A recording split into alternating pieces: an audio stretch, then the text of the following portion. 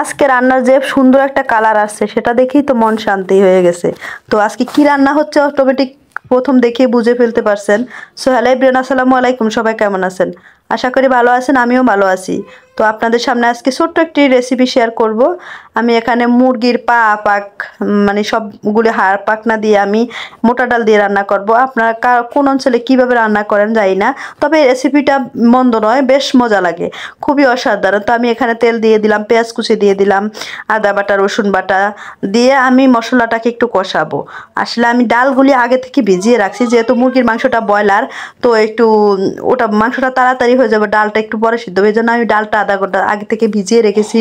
ডালটা ভিজিয়ে রেখে আমি মুরগির মাংস ধুয়ে পরিষ্কার করে রেখে আমি এখন রান্না করে ফেলবো এর সাথে। তো আমি এখানে পেঁয়াজটা ভাজা ভাজা পর্যন্ত অপেক্ষা করতেছিলাম। পেঁয়াজটা ভাজা হয়ে গেলে আমি আদা রসুন বাটা, অল্প পরিমাণ আদা রসুন বাটা দিব, কারণ আমার ডাল বাটাটা কম, মানে আমার মাংসটা কম, সরি আমার মাংসটা কম, ডালও কম, এর জন্য আমি মশলাটা কম দিব। তো আমার পেঁয়াজ রসুনটা একটু ভাজা ভাজা হলে আমি 1 কাপ পরিমাণ পানি দিয়ে দিলাম। পানি দিয়ে মশলা 1 চা চামচ হলুদের গুঁড়া দিয়ে দিলাম, পরিমাণ মতো লবণ দিব, তারপরে পরিমাণ মতো মরিচের গুঁড়া দিব। আপনারা যে যেমন জাল খান তেমন দিবেন। আমি তো একটু জাল বেশি খাই, এজন্য মরিচটা একটু বেশি দিলাম। আপনারা যে যেমন খান সে তেমনই দিবেন। তবে রান্নাটা দেখেই না আমার মন শান্তি হয়ে গেছে।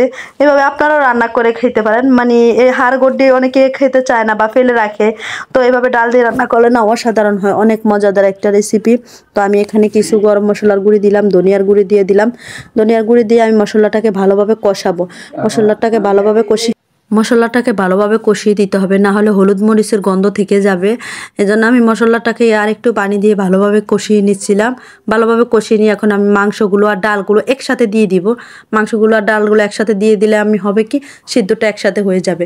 এজন্য আমি মাংসগুলো একপাশে দিয়ে ডালগুলো একপাশে দিয়ে আমি অল্প পরিমাণ পানি দিয়ে ঢাকনা দিয়ে ঢেকে দিব। ঢাকনা দিয়ে ঢেকে দিয়ে আমি অনেকক্ষণ মানে মিডিয়াম আঁচে রাখবো, যেহেতু আমি পানি বেশি একটা অ্যাড করবো না, এজন্য মিডিয়াম আঁচে রেখে আমি ঢাকনা দিয়ে ঢেকে দেবো। নেড়ে দিচ্ছিলাম, এখন নেড়ে একসাথে করে দিয়ে আমি ঢাকনা দিয়ে ঢেকে দেবো। আসলে এই রেসিপিটা আপনারা কি খান কিনা জানি না, আমার বাসায় যখনই আমি হাড়গোড় জমা করতে পারি তখনই আমি খাই, আমার কাছে বেশ লাগে। আপনারা একদিন এভাবে ট্রাই করতে দেখবেন। আসলে অনেক অঞ্চলে এটা খুব ফেভারিট, তবে আমার কাছে খুব ভালো লাগে, আমিও খুব এনজয় করে খাই, আমার কাছে খুব মানে মজা লাগে খাবারটা।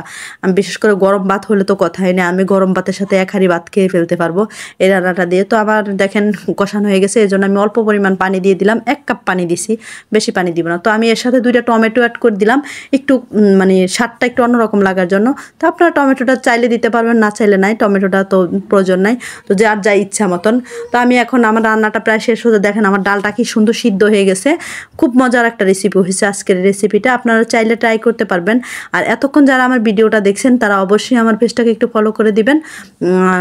আমি এখানে জিরার গুঁড়ি দিয়ে দিলাম, অল্প পরিমাণ জিরার গুঁড়ি দিয়ে আমি নামিয়ে নিব। দেখেন আজকে রান্নার কালারটা মাশাআল্লাহ। তো আমি পরিবেশন করার সময় কয়েকটা ধনিয়া পাতা দিয়ে দিলাম। মাশাআল্লাহ আমার আজকের রান্নাটা না অসাধারণ হয়েছে, খেতেও মাশাআল্লাহ অনেক মজা হয়েছে। আমরা তো সেই মজা